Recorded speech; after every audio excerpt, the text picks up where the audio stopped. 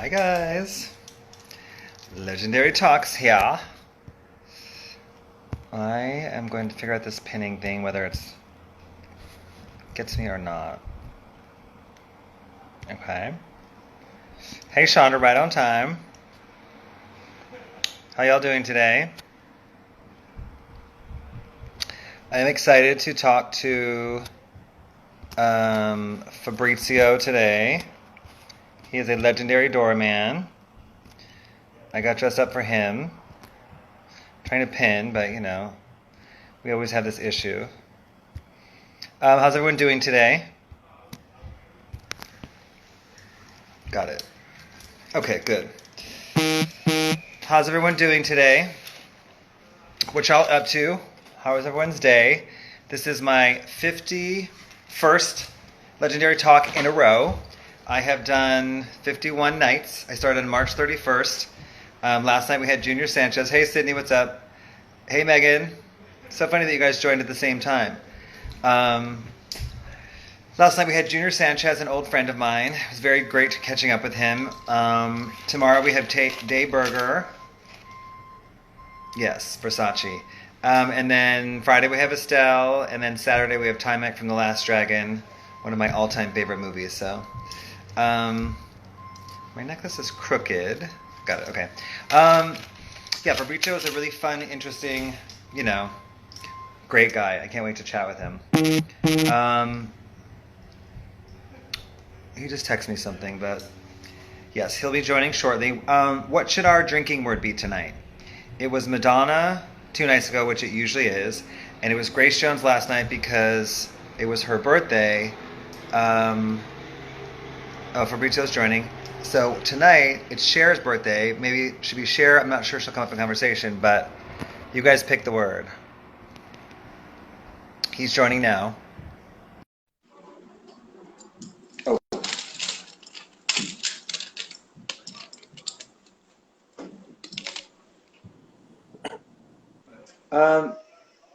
What did you say your name was, sir? Fabrizio, should I put I think I should put my headphones on because I can, no? Can Whatever you want, but I don't see your name here on the guest list. Did you RSVP? I guess I'm not coming in. Did you RSVP, sir? What? Fabio? What'd you say your name was? Fabrizio. There it is. I have it. Okay, yes. Please enter. You're on the list, sir. Please enter. Oh, thank you. You're very kind. You're very kind. So kind. How are you, Fabrizio? I'm very good. How are you? Really good. We bought in Versace as First of all, I wore Versace for you. I thought it'd be rude not to. Say it again? I wore Versace for you. I thought it'd be rude not to wear Versace. You mean? And I did the same for you. Thank you. I appreciate that. First of all, so we have a drinking game every night. Are you drinking? I'm not drinking right now, but I got some tequila over here in the house. Whatever you want to do. But we have a drinking game where we mention a word and then everyone has to drink. It was Madonna 2 nights ago. It was Grace Jones last night because it was her birthday. Tonight, I don't know what the word should be. It's Cher's birthday, but what should the drinking word be? You can choose. I think it should be Prince. Prince, okay, that'll come up in conversation for sure. So basically the drinking word is things that come up in conversation. So you think it should be Prince, right? Yeah, why not? Prince is the master. Listen, He's the master of everything. Listen, I have no problem with it being Prince. Okay, so you have not seen this yet, but basically it's my 51st night in a row. I started on March 31st. I'm doing 7 nights a week until the quarantine's over. And basically, it's called Legendary Talks, and I interview my cool friends about music and culture. But it's kind of transformed itself into these, like, you know, very important people to culture, specifically in New York in the 90s and 2000s. I had Lisa Cooper, I had Jessica Rosenbaum, all these people. And it's been really interesting because it kind of shaped itself. So I thought Ben Pundle is on right now. He's going to be on Tuesday. What's up, Ben? I thought you'd be really interesting to chat. I thought you'd be really interesting to chat because of, you know, your long, lengthy fabulousness at the door, obviously. So I want to start off by saying thank you for doing this. I appreciate it. And I think that, you know, I'm trying to celebrate people that have been important to culture, specifically in New York City in the last, like, 2 decades. So you have always been authentically yourself, unapologetically, and unapologetically fabulous for 2 decades. So I am commending you on that. So congratulations. Well, thank you, Bobby. You're the best. So first I want to start off, where were you born? I was born in Campobasso, Italy. I hear a slight accent. I'm just kidding. So what was kind of some of your first kind of musical, what do you remember musically, some musical inspirations as like a very young person, like 5, 6, 7, 8, 9, 10 years old? Okay, the first record that I ever bought was Joe Jackson, Night and Day. Oh, good one. That's a good one. Very good. I loved him. Then I loved Al Jarreau. Then I loved Duran Duran, Spandau Ballet, Bronski Beat, Pet Shop Boys, Tears for Fears. I mean, you fucking name it. All those, those British people. Yeah, I love it. But my favorite is the Depeche Mode. Depeche Mode. Oh, great. Those are all great. I didn't know that. So I grew up with that. Did you like Prince as a young person? Oh yeah, Prince. I love his style. I love his vibe, his flavor. That fucking guy is a genius. You know what I heard about Prince one time? Like what? They were interviewing Eric Clapton, right? Yeah. They were asking him. It was like, listen, how does it feel to be the best guitar player in the world? And he goes like, I don't know, ask Prince. Yeah, exactly. Prince is fucking incredible. So every time we mention Prince, we have to drink. We just mentioned it 3 times. I'm just making sure people are aware. Prince is a drinking word. So all right, everybody, 3 shots of whatever. Prince is a drinking word for tonight. It was Grace Jones last night because it was her birthday. Not 3 shots of Kool-Aid, though, huh? Okay, whatever you want. Whatever you want. Okay, so what was the first concert you went to? Concert? Oh, the first concert I think was The Cure. And that was in Italy? In Italy, yes. Got it. And then I love The Cure. Then my second one was Jamiroquai. I fucking love that guy. I think I saw him like 11 times in concert. Oh wow, a few times. Okay, so and then what was the first nightclub you went to? No, but listen, one time I think it was in Los Angeles.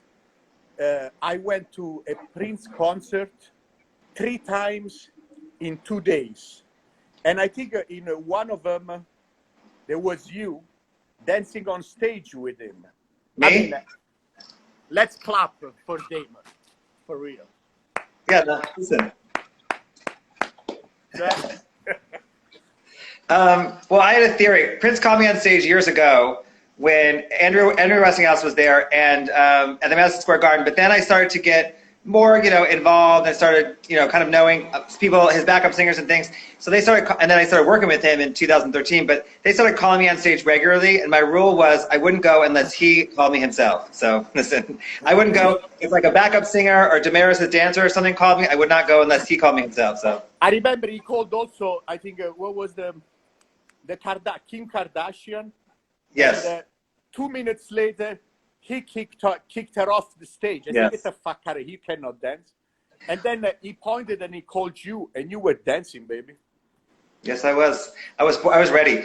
Actually, another time, Leora Castellone, I think, is on here. And the time in LA, I saw him. He called me on stage, but he also called Gwen Stefani on stage. And I met her, like, standing next to me on the stage. And we were talking and vibing totally. So I told my friend Lee the next day, I said, because they were working together, I think. And I said, hey, I met Gwen Stefani. She's so nice. But I forgot to tell her I met Gwen Stefani on stage at the Prince concert. I just said I met Gwen Stefani. Like, I forgot to mention that it was on the stage. You should turn it the other way. I wanted to give it like a 180-degree visual. It's distracting, confusing, so don't do it. You look good like this. Keep it like this. Okay. So what was your first nightclub you ever went to in Italy?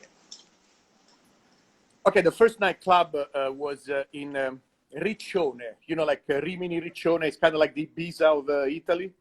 Yeah. And I went to the Cocorico. Cocorico was the name of the nightclub, and the Cocorico has a VIP room inside that is called the Titilla. And you know who we become friends with? I become friends with over there with Dean and Dan from D Square. Of course, yeah. They were dancing over there. They were like working in the club, like as an image and everything. I mean, they were like fucking 7 feet tall, dressing bodysuit like crazy. I mean, while live they are like 5'1" for like 27 pounds each. Yeah, very skinny. In life, I mean, it was a spectacular. I love them. Dean and Dan. And yeah, that was my first nightclub, actually. It was a fucking zoo. I love it. I love the circus. Yeah, so my thing is like, you know, the first night you went to a club, what was it about that resonated with you so much that you end up working in nightclubs for 2-3 decades? I mean, what was it about that first night you think that really intrigued you for life? I mean, I always loved the nightclub. I like the vibe. I like the subculture. I like the naughtiness. I like that. I like that you can get your dick sucked in the corner and nobody cares. You know what I mean? But I like, you know, I like that. I like that vibe. I like that shadiness, the dirty. At night, everything looks better. So you know, it's like you know. So I like that. I like that. But I never really thought about. I mean, I did some parties like that, but I never really thought to actually make it a career. You know? Yeah. That I don't think by accident. I don't think most of us thought of it when we were younger that would be a career. It's just something that I think we were drawn to and we're passionate about and good at, to be honest. Yeah, you got it natural, baby. You natural. You just show up. That's like 80% of the job done. Shut up. Yeah. Before we move on to, you know, New York and more things like that, what was your first kiss? My first what? Kiss. Oh, kiss? Was it boy or girl, first of all? No, it was a girl. Okay. Yeah. Simple. Simple. What was it? Who was it? You don't remember? It was a girl. Yeah, no, it was a girl. I mean, we were like both super fucking young, and then we ended up in my dad's car. I stole the car. I drove it in the bushes, and we did it, baby. So there was like a 1-2, bang, like that. You know, it's like it was not just the first kiss. It was the whole fucking shebang. Great story. Okay, so where'd you move from Italy? Where'd you move first? Oh, okay. Where did I move from? I mean, I used to do the modeling thing, and then so I used to travel a lot. And I went to New York actually. First time, it was 94. Oh, amazing. And I had a girlfriend at the time. That she was living in Harlem, and she was working actually. She sounds cool. Yeah, she was the coolest. I met her in Europe modeling, and she was unbelievable, mulatta, taller than me, with an afro. That it was a never-ending afro. She looked like a racehorse, body-wise. I love it.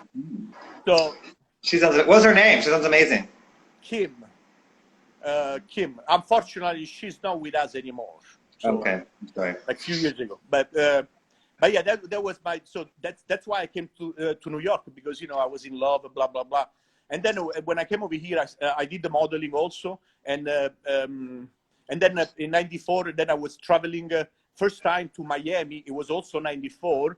I booked this job actually with Versace, and so they fly me to Miami. I was in New York. It was February. I was dressed like a penguin. It was super fucking cold. I was white like a ghost. I arrived in Miami. The people come pick me up at the airport. Everybody's in a half-naked bikini, sarong, beautiful tan, oily skin, guys, girls.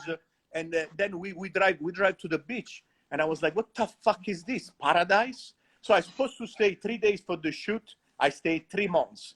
And actually, you know which one was my first gig? I used to give flyers for Kid and Play. Do you remember Kid and Play? Of course. Yeah, with the hair like that. Yeah. So they were doing parties over there, and then I worked. But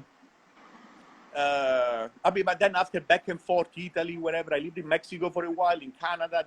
Then I went back to Europe. I was in Milan again. And then I moved back to Miami. It was '97, and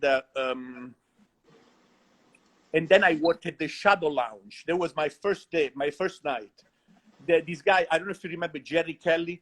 He hired me. The Shadow Lounge was an ex-synagogue. Do you remember the movie Bad Boys? Yes. The first one. Frank Roberts is on here, and he keeps saying bar room. Oh, yeah, barroom. There was like, but it was 90, 98, 99. And there was with Chris Paciello, he was the man, you know. And actually, Yeah. you know how I met him? I met him. I was doing the door in another party, like a one-off with some friends and everything. And he arrived with an entourage of people and stuff like that, right? Then he sent his assistant to me, which I didn't know. And he comes over here and said, "Listen, Chris wants you to do the door the liquid and bottom." I was like, you know, I can, you know, I do the modeling. I gotta wake up in the morning at 5 in the morning. I'll be on set at 7, shoot all day, blah blah blah. You know, I need my sleep. I cannot do that. And he goes like, "You're gonna learn how to take naps." Good. And he was right. He's taking now for an answer. I was like, what the fuck? Well, first of all, Allison Melnick is also saying barroom, so I don't even know what barroom is. Frank and Allison, barroom was the best. they both worked at barroom with you apparently. Yeah, barroom was like, I mean, I'm not exaggerating, but it was kind of like a Studio 54 in South Beach in the golden years. Like Paciello actually owned that, and Paciello and Ingrid Casares, you know, and it was unbelievable. I mean, okay, I'm pretty tall, right? I'm 6'4". I had to stand on a fucking fruit box.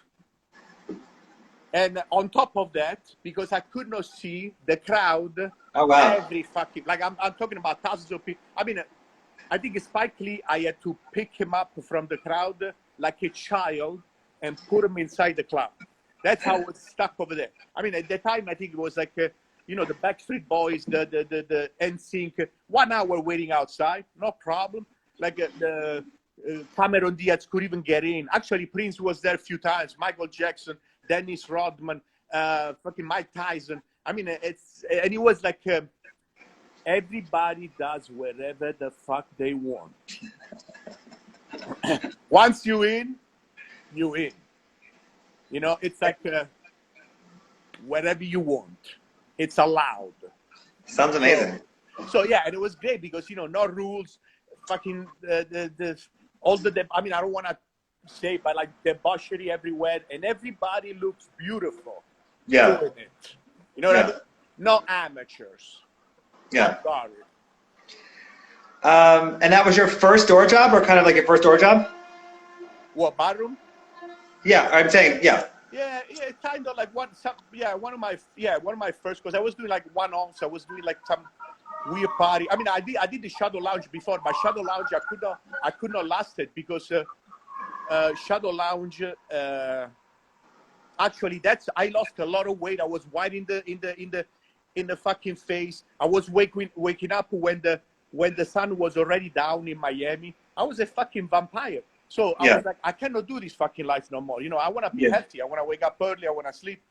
Yeah. But then, like in the mafia, they always bring you back in. They always bring you back. Why are you so funny? I forgot how funny, Fabrizio, I forgot how funny you are. You are such a funny person. Thank you, Papi. But no, but it's true. You know, you can never get up because, you know, the money is good, for the hours is good. You basically, you know, you bang everybody. I mean, it's like you do whatever. It's like, why do I want to work, I don't know, a fucking another job? And also, you got the day free. And I do acting. So the day free for me is very important because I can go to auditions, meeting, blah, blah, blah, shooting, that. And so, so it's important. Also, I think you always should have one foot in the nightlife forever. Because the nightlife is cool, you know, and the nightlife is good for you, for connections, for everything. Well, I say too. Fun. I always want to have a weekly party as long as it's the rest of my life because it helps me to meet new people. It helps me to learn new things. You know, I think it's really important to have a weekly party basically for the rest of my life. I mean, I would like to have a weekly party forever. So no, absolutely. I agree with you 1000%. Yeah, I've had the opportunity to like, you know, showcase people like Lady Gaga and stuff in the beginning. If I didn't have a weekly party, I wouldn't have those opportunities. So, you know, You are a trendsetter, baby. Am I too close right now? A little too close, yes. Thank you. Listen, thank you. I'm a trendsetter, as are you. But yeah, no, I really like, I want to have a weekly party for the rest of my life because I get to host and showcase people and meet new people always that way. Otherwise you don't, you get stale, I think. I mean, you get to hear new songs, but they come out, you get to see people's reactions. I think when you don't is when you kind of lose touch a bit, so. Absolutely, Baba. And plus, you know, you do a party here, you do a party in LA, party in New York, then in Vegas. Then, I don't know, any fucking where. Or maybe we can go to Europe too and stuff like that. That's the beauty of it. Basically, you are a rock star, baby.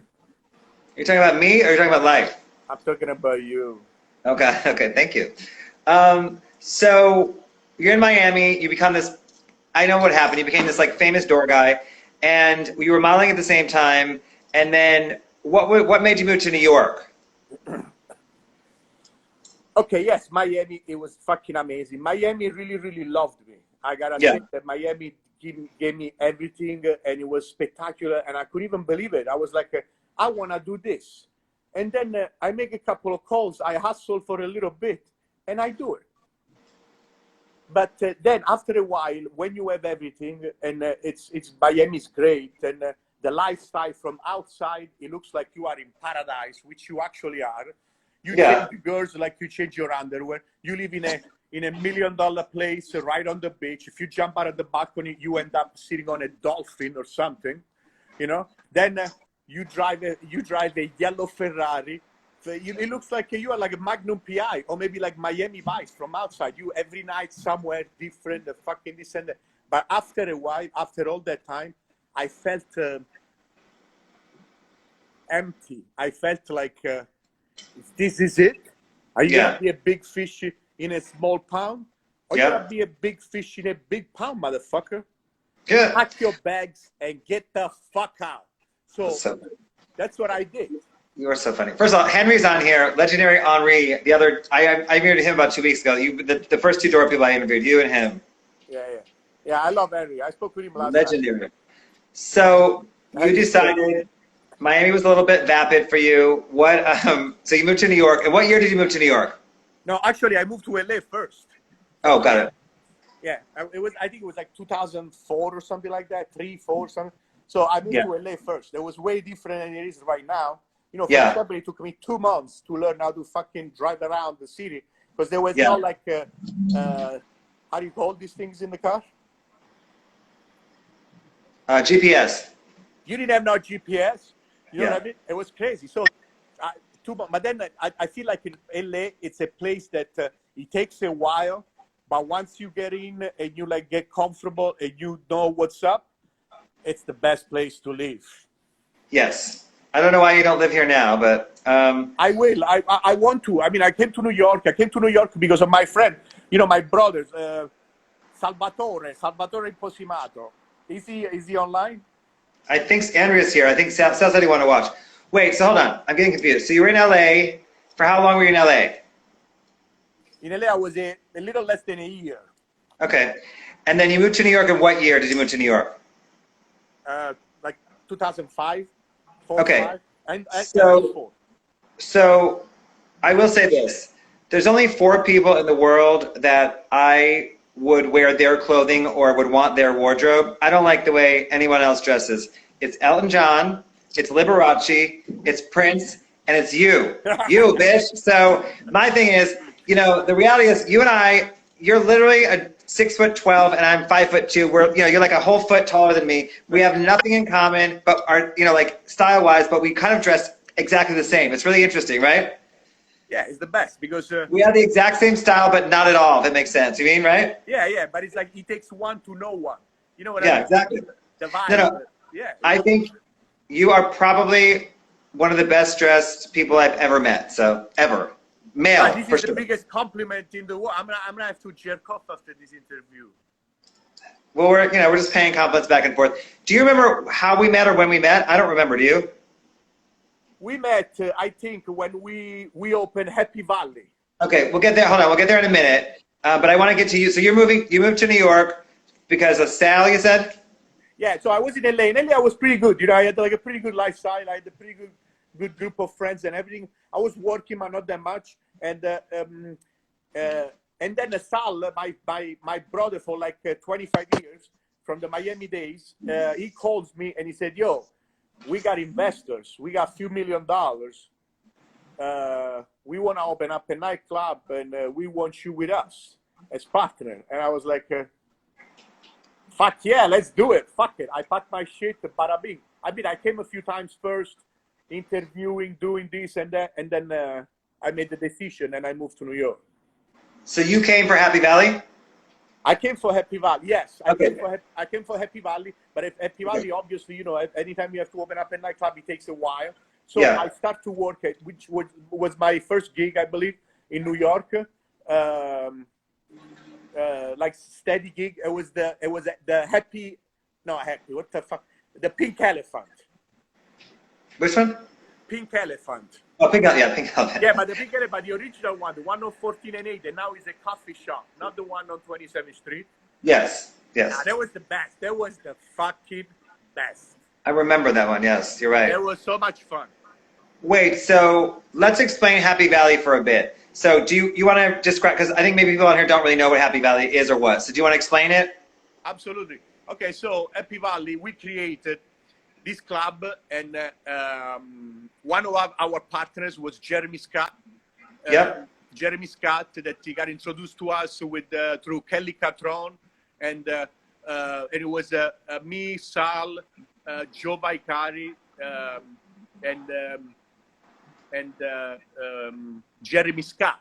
So we opened up this nightclub. Jeremy Scott designed the uniform for all the stuff, like sick, spectacular, kind of like a cheetah print, but black and white.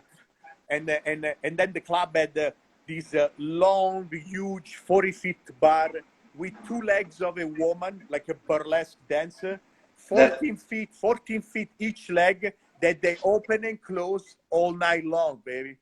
Because that's the way it should be. And it was in this humongous wall, right? Then we had this kind of like a cake, like a birthday cake type of staircase. Then everybody was performing over there. It was like you were in an arena, like an half-size arena. And it was 2 floors, neon lights everywhere, a neon pink cage where often people end up naked and dancing, like in the spotlight. And we had the best parties. I mean, we had all the cool people over there. I mean, Jonas Ackerlund was a regular. Marilyn Manson was a regular. Dita Von Teese. I mean, even Valentino, the designer. We had every supermodel in the book. We did the Heidi Klum Halloween party, which is the most, and we had the Seal performing a surprise live to, for his wife, his ex-wife, whatever. Suzanne Barsh as well. Suzanne Barsh had a night there, right? Suzanne Barsh used to do the Tuesday nights, and it was unfucking believable. I mean, everybody was there, everybody, and it was great time. They also had an amazing disco ball DJ booth, which was huge. Oh, exactly. Disco ball was it was a 15-foot diameter disco ball with the DJ inside. It was amazing. It was amazing. In the sky. That thing is now some gym in New York. Yeah, it's at David Barton, isn't it? David Barton? But David Barton is no more, unfortunately. Yeah, it's dead. Now it's like some other gym. Andrea's saying that Alexander Wang used to be there every week in drag. Alexander Wang was there. I mean, every designer, every big. You know what it reminds me a little bit of? Like for the people and also the career that they had after that. Like I wasn't here, but in the 80s there was this club over here in New York in Tribeca called the Area. With the guy Eric Good, which by the way to me is a fucking genius. And he's the guy. He produced the Tiger King. Yep, exactly. I know. Yeah. But it was great because Area was unbelievable. Every few months they changed the whole fucking club. They had, you go inside the famous picture of Dolph Lundgren, bare chest with Grace Jones, look like a panther next to him, and there is a glass in the corridor, and there is a fucking live rhino in it. I mean. Do you have the book? I have the book about Area. Do you have it? I read the book. I don't have it with me, but I'm gonna get it. With the blue pill. I mean, that's fucking genius. Yes, they give the book with basically like a drug, a blue pill. So I did the Wednesday night at Happy. I need to say another thing. You need what? No, because the guy that was working there, he was the creative director at Area. It was David Cronenberg. I mean.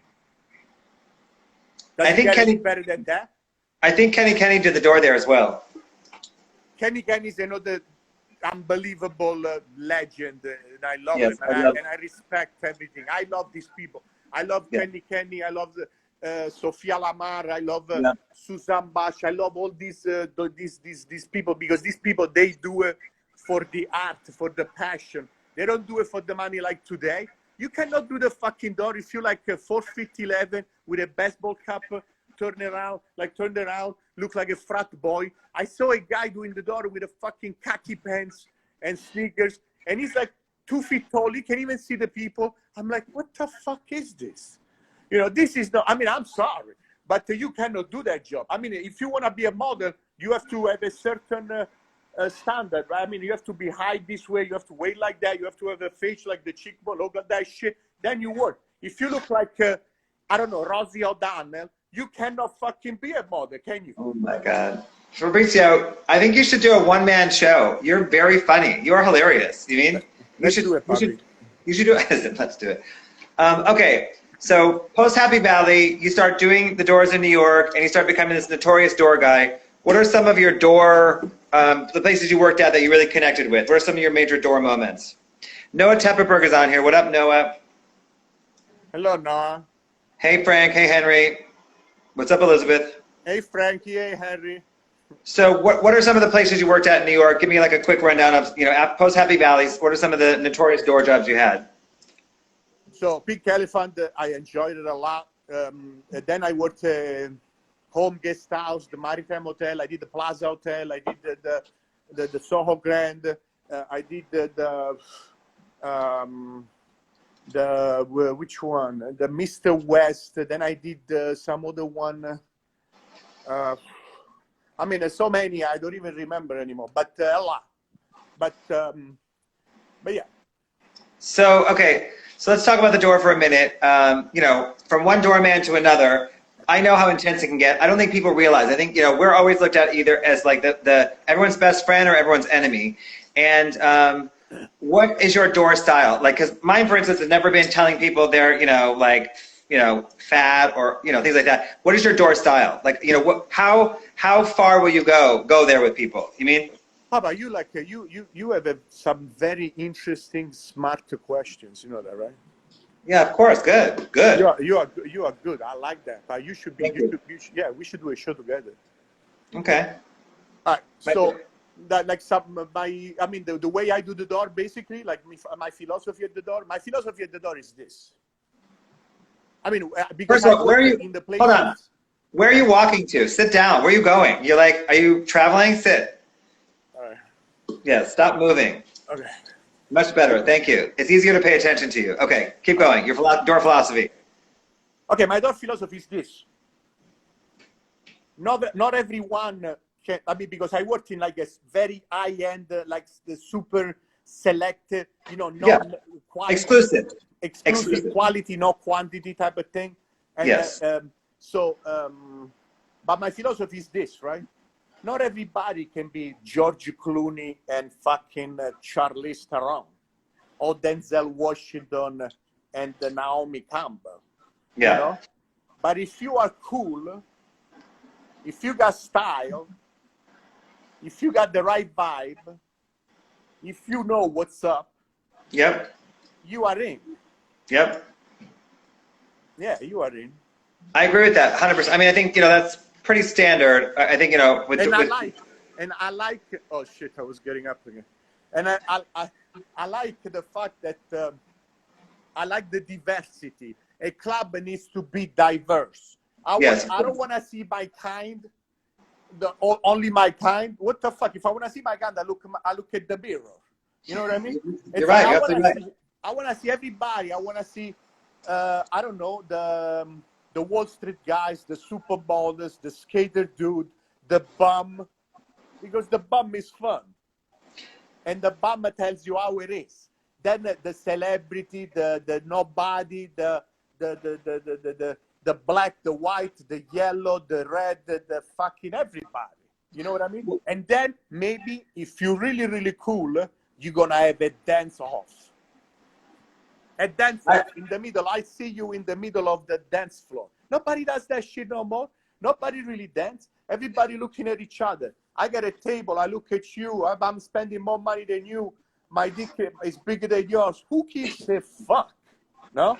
Okay, Like, so I agree with what you're saying, but I like to say it a little differently. I like to say black, white, gay, straight, rich, poor. I like a mix. That, you elaborate on the same thing. So, well, I said this too. What I've been missing. The one thing I've been missing on this quarantine is not being in the center of a dance floor. That's the one thing I've been missing. Like, being kind of in front of the DJ booth, in the center of the dance floor, around people. That's the one thing I personally miss. So. Oh man, I hate it. I mean, when this shit is over, if I'm still alive, I'm gonna fucking kiss and hug everybody, touch their asses, fucking humble people on the street, because I miss the human touch. Yes, of course. Okay, so is there any like kind of really intense or sticky situations at the door that you want to share? Oh man, a sticky situation every night. I know. So give us one or two fun ones. Not fun ones, sticky ones, actually. Sticky ones. I don't know. I mean, because sticky one. All right, you don't have to. What about give us like some fun one? Someone showed their boobs, or what's the craziest fun thing people have done to get in? I mean, everybody has to show their boobs to get in. Okay, is that your door policy? I mean, that's a pretty good business card. Yeah, exactly. I mean, if you like a hot girl, you come over here, you flush my tits, I'm gonna throw a red carpet for you and some rose petals on the way. I mean, come on, baby. That's what tells me that you are ready to have some fun, because the nightclub is fun. We're not going to a church. It's gotta be wild.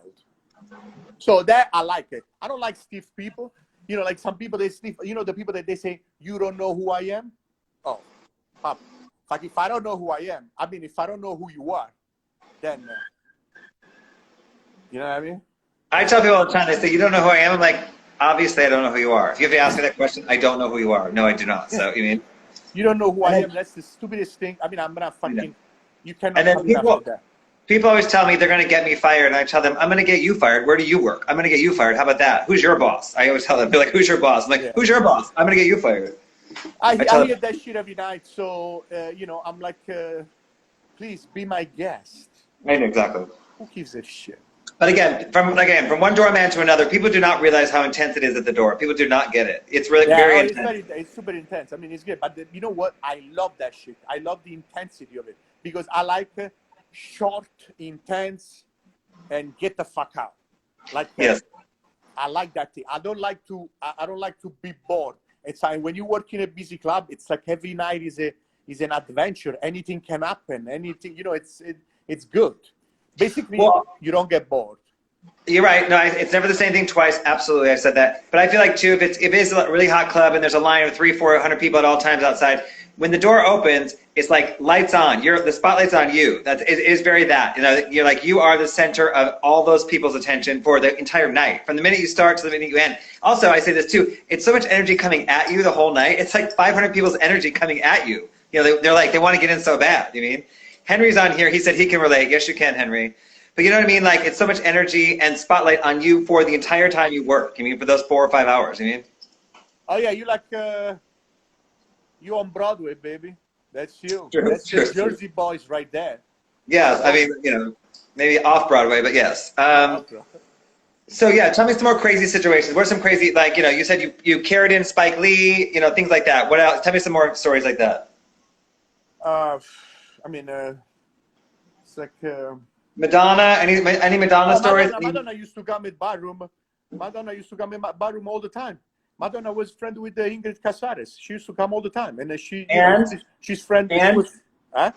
And was she nice? Was she cool? What? Tell me. I mean, I don't have a. What am I doing? Am I at the? How do you say when you? You didn't have any really experiences with her. Is what you're trying to say? I do. No, I wanted to say something else. No, when you like, how do you say that? Oh, stutter. What am I fucking stuttering? No. I had many interaction. Many interaction with Madonna, but at the door, always like in and out. You know, she's the celebrity, barabim barabam. She doesn't entertain. You know, that she doesn't talk. And then she goes with the friends, whatever inside. They are all the way deep in the VIP. They do that thing. But I did a couple of modeling jobs at Madonna's house when she was living in. Was she there? Like in Coral Gables. No, in Miami. And was she at the house? Yeah, she was at the house. She did like some model for Cartier and everything. She was super nice. We danced together too, and she was very cool. You know, like a cool girl. Because she's from Detroit, like me. We're both cool. Yeah, she's super cool. We have a lot in common, me and Madonna. Actually, you and I have a lot in common too. So, okay, so tell me some more. So Prince, you said, came, but in New York, what's some crazy New York stories? Like, no, but Prince, I love Prince because the Prince used to come and he sits in the darkest table, in the darkest corner of the club. I know. And then he's got this entourage of unbelievable. I mean, I think he's the best talent scout. I mean, he discovered, Wendy and Lisa, what was the Sheila Easton, Sheila E., all these fucking unbelievable people. He's got a talent. That guy had a talent for pussy like I never seen it before. Like he's the creator of the pussy. Like it's another level. You know, like he's got you can tell. We don't. There.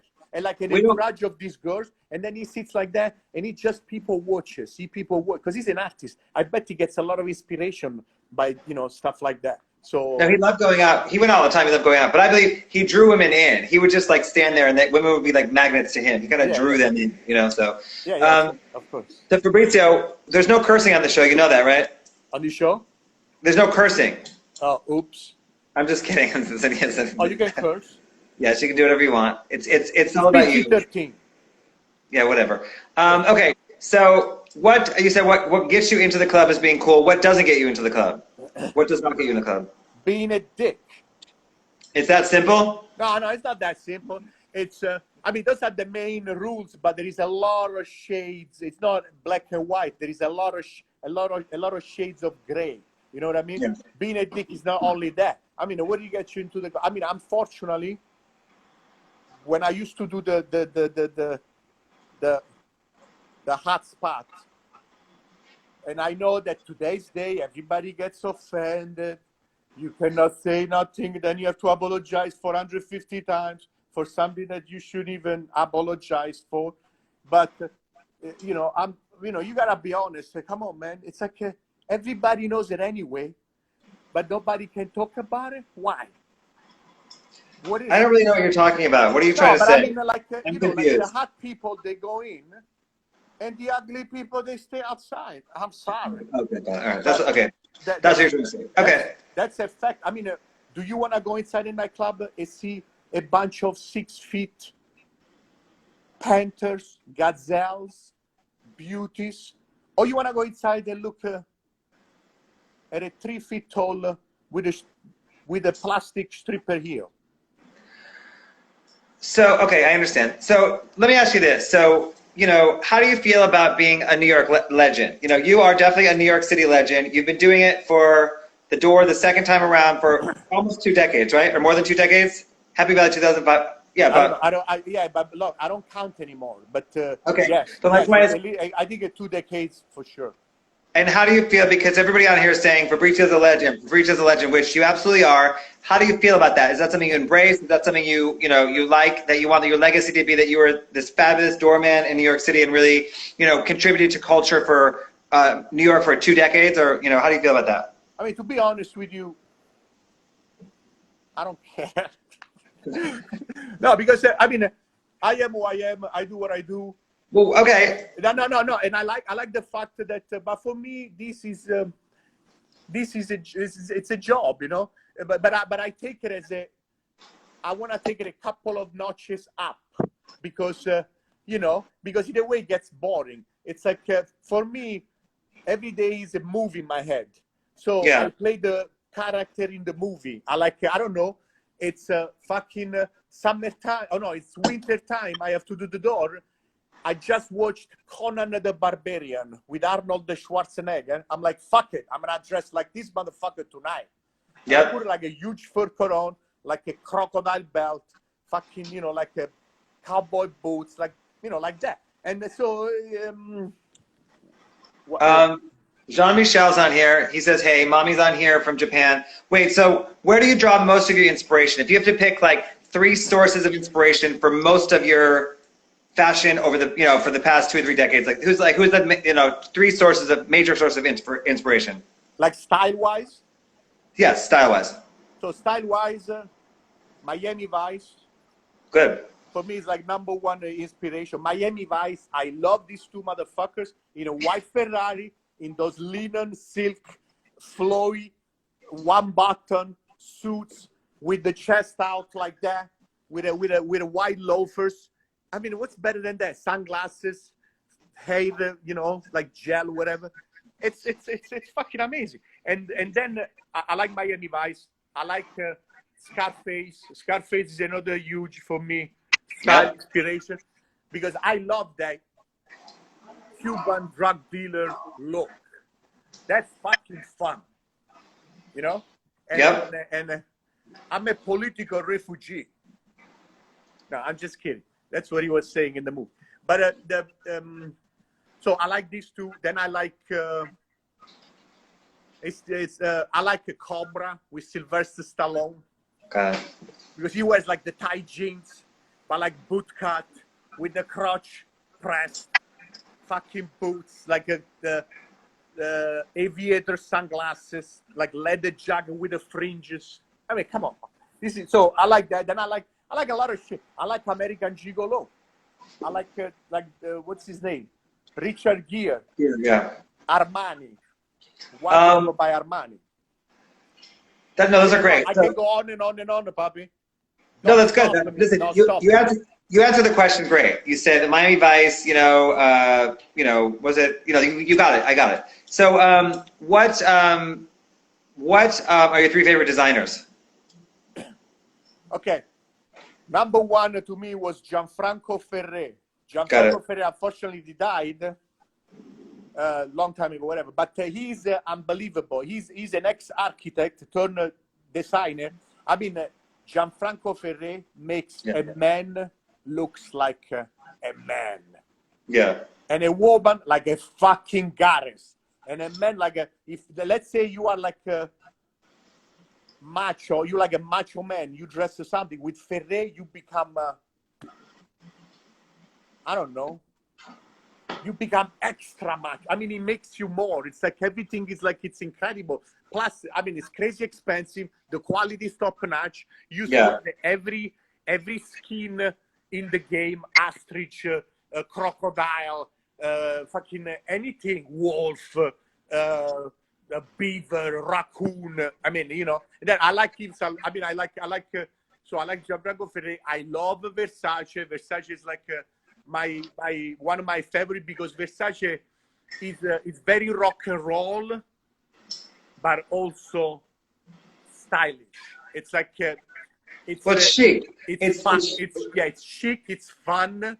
It's not boring. Yeah, not boring. Correct. I love it. Then I used to love Alexander McQueen when Alexander McQueen was alive. Yeah, same thing. Me too. The men's was amazing. I agree. Yeah, I love it. So Yves Saint Laurent, when Yves Saint Laurent was alive, I mean, because now it's like Heidi Slim. What is the other guy? Anthony Baccar. I mean, I like those guys, but if you over 45 pounds and you have some muscle in your legs, you cannot fucking wear that shit. Also, it's a little simple for my taste. It's a little too simple for my taste personally. But absolutely. Yeah. For me, the fitting is the most important. That's why I like Ferré, Versace, because they dress big guys, they dress men, and so I like the fitting. The fitting is #1, and then the style, obviously, yes. They dress 2 hot studs like you and I. Exactly, baby. You already know. Okay, so I want to ask you some music questions. Okay. Huh? I want to ask you some music questions. Okay. Prince or Michael? Prince. Stevie Wonder or Prince? Prince. Oh, good. So we're supposed to drink when we say Prince, by the way. Who? Supposed to drink when we say Prince. Let's drink. Madonna. That's okay. Madonna or Janet? I mean, I love Janet Jackson when she dances, and I like the what was the principle? What was that? The pleasure. Which one? I love the pleasure principle. Yeah. I love So that fucking song. But I gotta go with Madonna because of Madonna.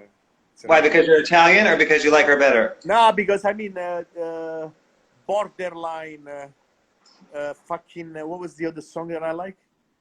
The Gambler. I like the old Madonna. I don't like the new shit. Also, she's like, bro, just let it be. Listen, what is she? 60 years old? It's okay.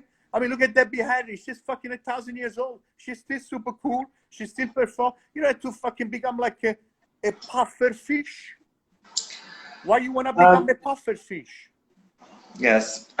Depeche Mode or The Cure? I mean, this is a hard because I fucking love The Cure. I love The Cure, but I gotta go with the Depeche Mode. The Cure or The Smiths? Hey, that's another hard one. I fucking love The Smith, but I go with The Cure. Because A Forest from The Cure is one of my favorite songs. Okay. Biggie or Jay-Z? Biggie. Okay. Christina Aguilera or Britney? Britney Spears. Toxic, baby. Like, all never. The way. Neither for me. I mean, okay. I don't know that you say that I thought that I had to choose anyway. It's not that I could be like a neither of them. No, you have to choose. You're being interviewed. I'm not. So. Oh, okay. Yeah, Britney, Toxic. I like. Okay, good. No, Toxic is a good song. You're right. I like "Slave to You" by Pharrell. Okay, so Fabrizio, we're gonna wrap it up. Do you? I want to see. Does anybody have any questions for Legendary Fabrizio, Fabulous Fabrizio? And then, do you want to say anything, Fabrizio, before we wrap it up? Anything you want to mention or talk about? You want to shout some people out? What are you doing right now? Who, me? Yeah, what are you doing? You're silent. No, I put a shirt on because of you, baby. Thank you. I put this on because of you. I said I would have been naked. Actually, Salvatore said, why don't you wear a fur coat and nothing underneath?